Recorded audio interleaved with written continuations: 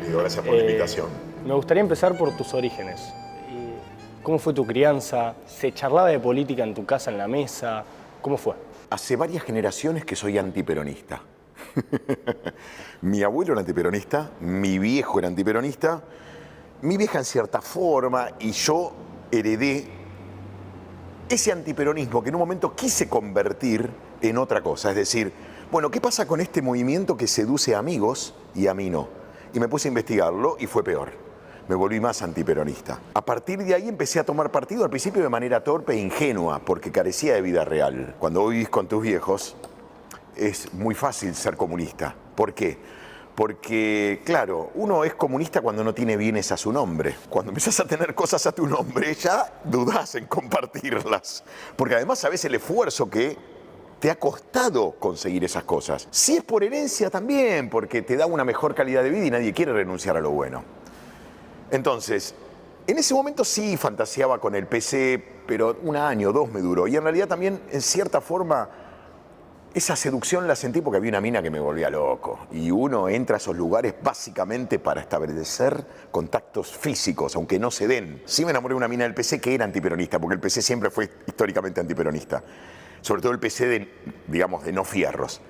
Pero duró un año, tenía, no sé, 15, 16 años. Y en ese sentido, o sea, ¿hoy cómo te definís? La definición te limita, y si vos apostás por el individuo, apostás permanentemente por saber cada vez más. Y si yo me pongo un rótulo, me quedo en un saber, y no me quiero quedar en un saber. Más allá de que sí, obviamente, coqueteo con el liberalismo, porque es el sistema filoeconómico que más respuestas le dio hasta ahora a la humanidad. Perfectible, desde luego, nadie está diciendo que es un sistema perfecto, el ser humano no lo es, por lo tanto, fantasear con un sistema perfecto es hasta ingenuo, y es una exigencia no conveniente. Pero si yo tuviera que definirme, digo, sí, bueno, simpatizo por el liberalismo. Es muy interesante porque me dejas en claro un bastión muy importante de tu vida, que es la política. Ahora quiero comprender otro, la cultura. ¿Cómo ingresa? ¿Cuál fue tu primer contacto con una cámara, con un libro? A mí me gustaba escribir de chico, así que la literatura siempre estuvo acompañándome. Empecé con el género fantástico, es el que uno empieza cuando es chico, básicamente, viste, historias de terror, porque te fascina el terror a esa edad, hay un morbo que te atrae. Y ahí entendí que iba a ser un autor. Después, con el tiempo, empecé a darme cuenta que el formato es una excusa.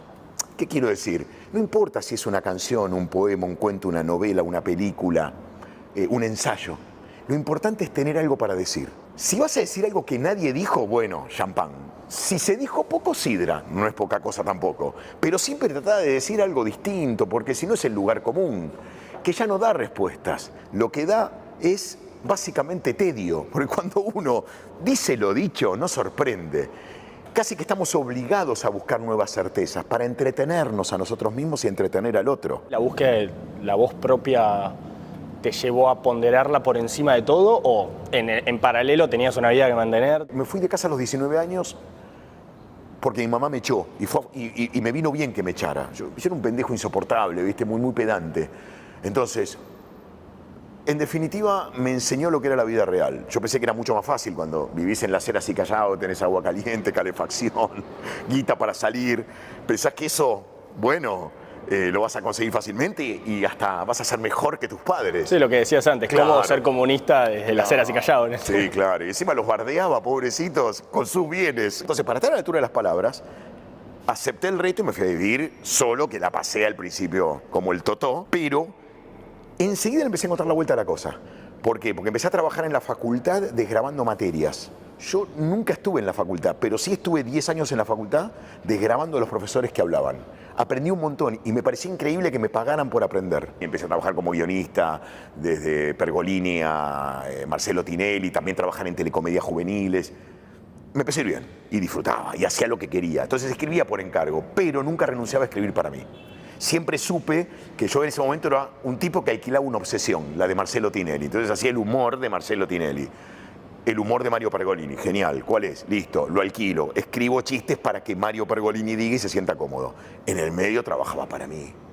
Porque ya tenía claro que tenía que trabajar para mí. ¿Cuándo diste ese salto? Mirá, de ponderar tu voz. Bueno, en un momento me estaba pasando que parte de mi imaginario lo estaba cediendo a tipos que admiraba y para los cuales escribía y me pagaban. en un momento entré en crisis. Ya no empezó a gustarme y no me importa que quede vanidoso, porque de verdad me hacía daño que dijeran chistes que yo había escrito y que no se supiera que yo era el autor de esos chistes. Nunca más tengo que escribir para otro, siempre tengo que escribir para mí. Me tengo que hacer cargo de aquello que pienso. Y salir a decirlo al mundo, ¿por qué no? ¿Cuál es el problema? Si a mí me hace feliz decir lo que pienso. Es interesante, ¿no? Como planteas el arte como factor de vigorización de tu propia vida. Mira, ayer filmé. Se me caían las lágrimas cuando volví a casa, mirá, porque me hace feliz hacer lo que quiero. Te juro por Dios, no podía dormir de la felicidad. Y mirá que me había levantado a las 5, me acosté a las 2. Tuve que hacerle backup y demás. Había dormido nada ya la noche anterior y hoy no dormí nada, tuve que ir a devolver los equipos, porque así es el cine independiente sin apoyo del Estado y me encanta que sea así. He visto un poco de tu material y tenés películas producidas por el Inca. Sí, 3. Vos que estuviste desde ahí adentro, ¿cómo es el sistema del Inca? ¿Cómo se financia? Bueno, ¿Cómo funciona? Estoy a favor de que el Estado te ayude, pero de vez en cuando. ¿Por qué? Yo le tengo que mostrar al Estado que soy capaz de sostenerme por mí mismo. Porque no somos Suecia, no somos Noruega, no somos Dinamarca. Entonces, si vos no tenés un Estado fuerte, vos no le podés pedir al Estado que vos seas la prioridad cuando tenés 7 chicos pobres de cada 10. O sea, hoy menos que nunca, hoy directamente no hay que pedirle. A mí me parece que se cometió un error en líneas generales en muchos realizadores, yo no puedo filmar si el Estado no me da la plata. No, vos una vez que el Estado te dio guita para filmar, ahora sé una voz por afuera y otra más y después recién volví al Estado, para mostrarle al Estado que sos capaz de empoderarte, que el Estado te ayudó a tirarte a la pileta, pero nadás solo. No se puede hacer una película bancada por el Estado en este momento. Ni tampoco una novela, ni tampoco un CD, ni tampoco, no sé, lo que sea, una obra de teatro. La plata tiene que estar para otra cosa. Esos chicos no comen. Vas a ver que el Inca no se autofinancia. Yo lo dije, se me armó quilombo. Pero en la realidad, mira si voy a estar mintiéndome a esta edad y voy a estar mintiéndole al otro. ¿Cómo voy a salir a mentirle y decirle, no, nos autofinanciamos? Se sostiene con emisión. La emisión es un impuesto solapado que le cobras a todos los que estamos acá y hace que ganemos todos menos. Entonces, ¿cómo voy a decir, che, financien mi película, pero ustedes ganen menos? ¿What? ¿Estás loco? ¿Crees que el sistema artístico argentino convive en una cámara eco que se autorresuena constantemente? Y segundo, ¿cómo es convivir en ese ambiente? Yo me voy porque me da mucha vergüenza. Directamente no me quedo en esas reuniones, me da vergüenza. Porque termino, si no, peleándome. Pero simplemente les marco los hechos. No es que yo estoy en contra de que vos hagas algo. Además, otra gran mentira, el arte también sucede sin que el Estado intervenga. Si yo hice 17 películas por fuera del Estado, ¿qué es lo que a vos te impide hacer una película? Y no soy una excepción, hay mucha gente que hace películas por fuera del Estado. Yo me enojé muchísimo con Darín, un tipo que me gusta como actor y hasta lo admiro, porque se puso en una suerte de portavoz de los que salen a pedir derechos. Darín dijo, que a mí me impactó, en una entrevista que tuvo con Fantino, que él con una ducha de agua caliente ya le alcanzaba. ¿Para qué más? No sé si te acordás. Sí, Bueno, una entrevista que trascendió, más allá de que el chiste que a mí se me ocurrió saltó que esa ducha fue o se la daba en el Vilas Racket. A lo que voy es, ahí Darín se equivoca. Porque él dice, si una ducha de agua caliente a mí me alcanza para ser feliz, bueno, te voy a poner en la foto panorámica. En Argentina, 6 millones de personas no pueden darse una ducha de agua caliente. No tienen agua potable. No hay red pluvial. Mirá este número porque es más aterrador. Si vos eso lo trasladás al gas natural, en Argentina el 40% de las personas cocina con garrafa. ¿De qué ducha de agua caliente vas a hablar ahí? Se hace difícil. El 37% no tiene cloacas.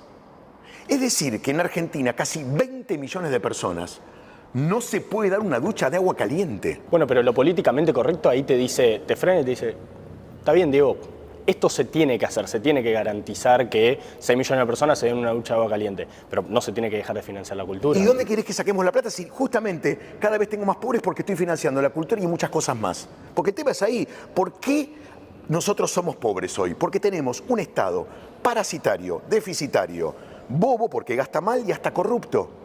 Para sostenerlo, vos tenés que matar con impuestos al sector privado, no alcanza. ¿Qué hace el Estado entonces? Emite. O sea, un impuesto nuevo, porque la inflación es un impuesto solapado que les cobra a todos los que estamos acá, para que ganemos menos. Tampoco alcanza, ¿qué hace? Se endeuda. Cuando vos te endeudás, no hipotecás el presente, sino el futuro. Por lo tanto, le hipotecás la vida a esos pibes que ya hoy son pobres. Entonces lo que hay que hacer es decir, bueno, muchachos, ¿cuáles son los gastos hoy esenciales? Bueno, focalicémonos en eso. No queda otra, pero te lo dice el sentido común. Entonces, Darín, ya que para vos es tan importante la ducha de agua caliente, hace que 20 millones de personas puedan tener acceso a eso que a vos te colma. Para eso va a haber que no hacer películas.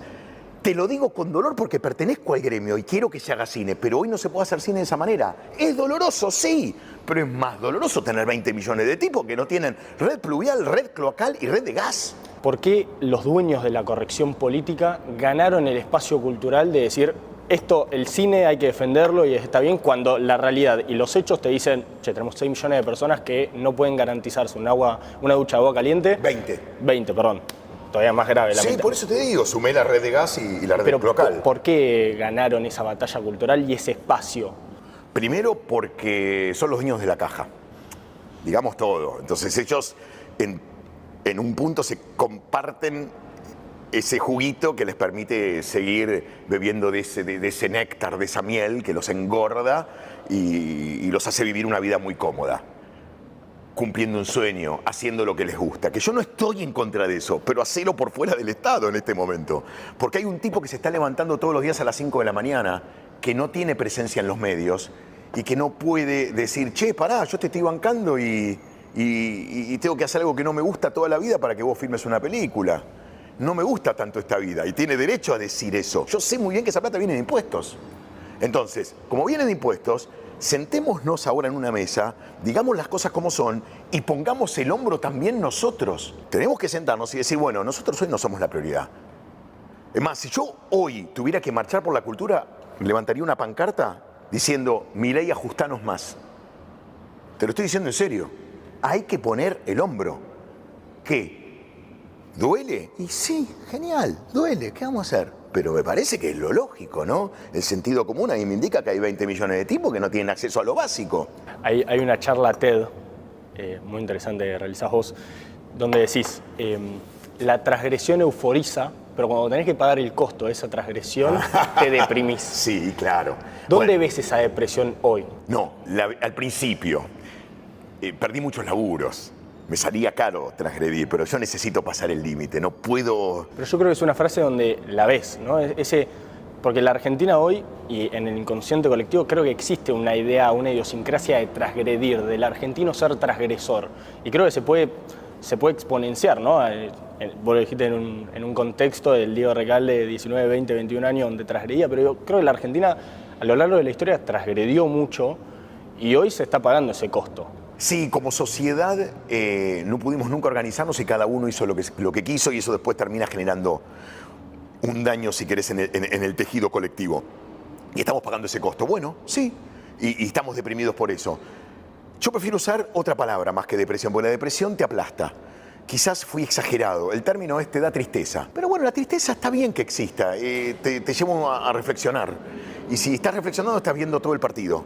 Y ahí vas a entender en qué te equivocaste para no volverte a equivocar en esa jugada. Entonces, está bien que ahora estemos tristes, está bien que ahora estemos decepcionados. Me parece sano. Porque la euforia nos llevó a hacer estupideces.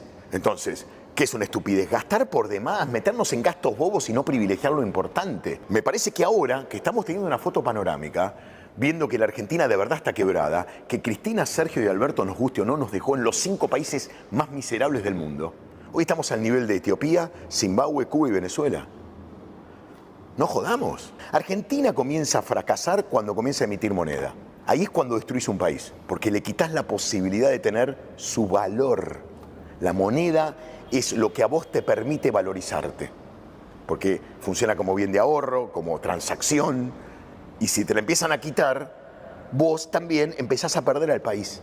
Y el país se lo perdió a partir de 1946, cuando se empieza a emitir a diestra y siniestra. Fin. Ahí se termina, para generar una riqueza ficticia. Bueno, y desde tu ojo crítico, ¿no? Como director de cine, como cineasta, ¿dónde considerás que existen esos factores culturales que van cambiando la matriz social argentina en los últimos 10, 12 años, que encontramos, bueno, desde un kirchnerismo acérrimo, Cristina 2011, sí, hasta el bombazo de Milei?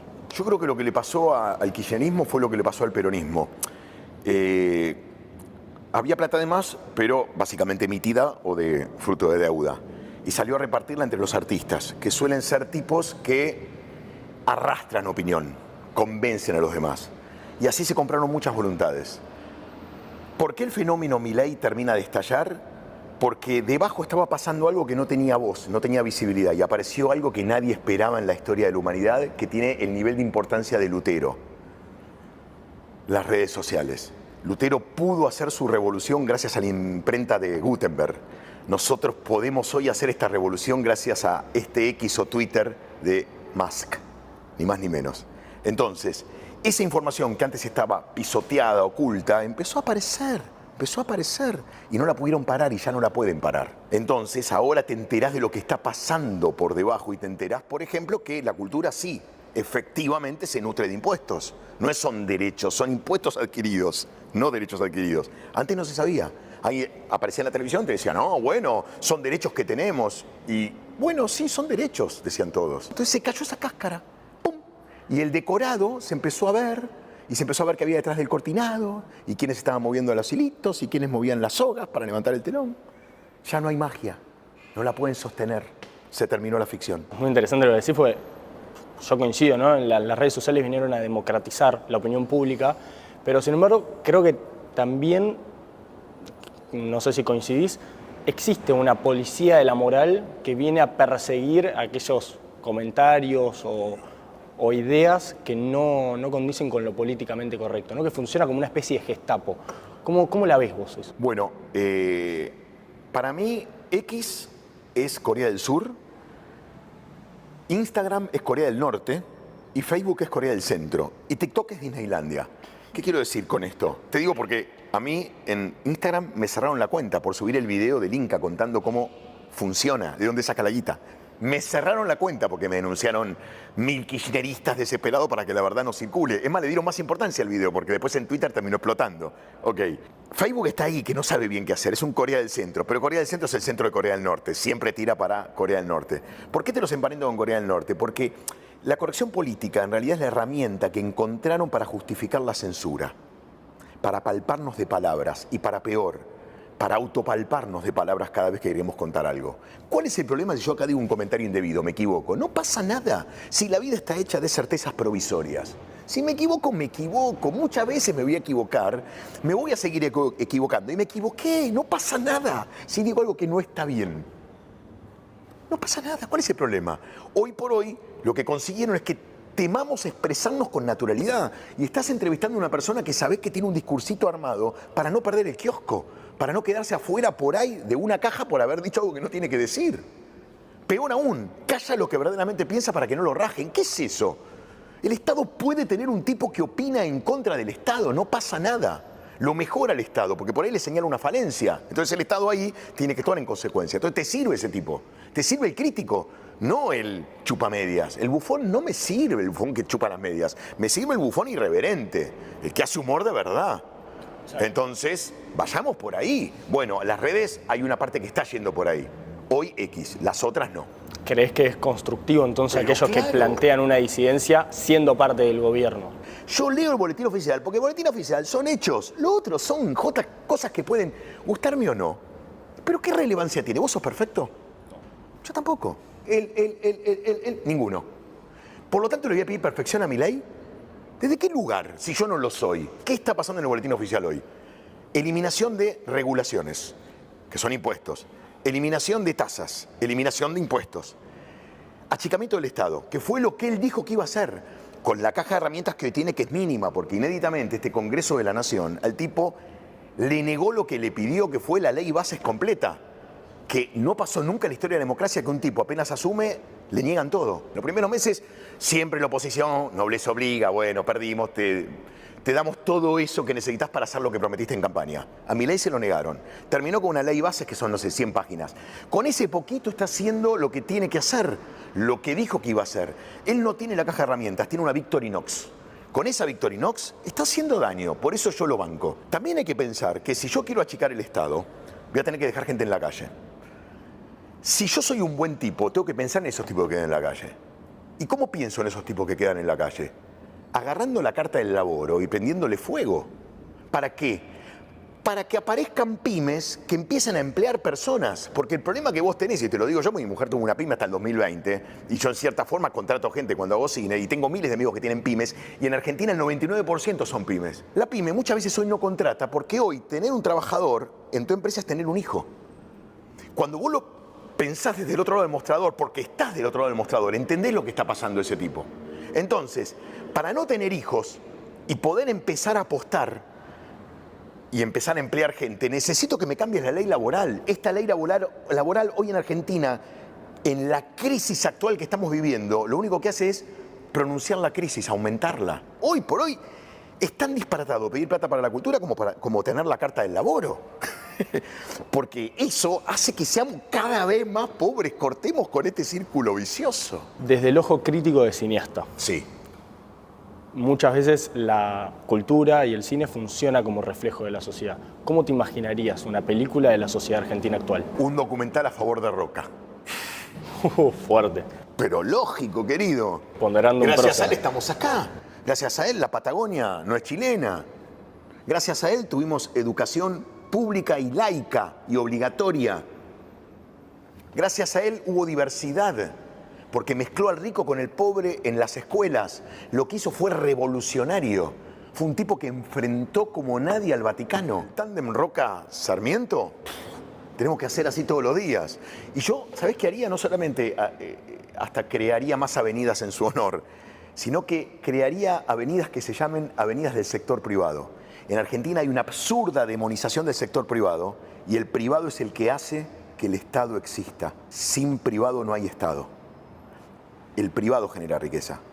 Hay que hacerle así al sector privado todos los días en lugar de demonizarlo, como se hizo desde el peronismo o desde el kirchnerismo, que es lo mismo. Hay que agradecerle, y la mejor manera de agradecerle es poniendo calles, si querés, genéricas, avenida del sector privado. No te hablo el nombre de un empresario, porque no hay figura más filantrópica y más, si querés, revolucionaria que la de un empresario. Le da laburo a alguien, es decir, lo saca de la pobreza.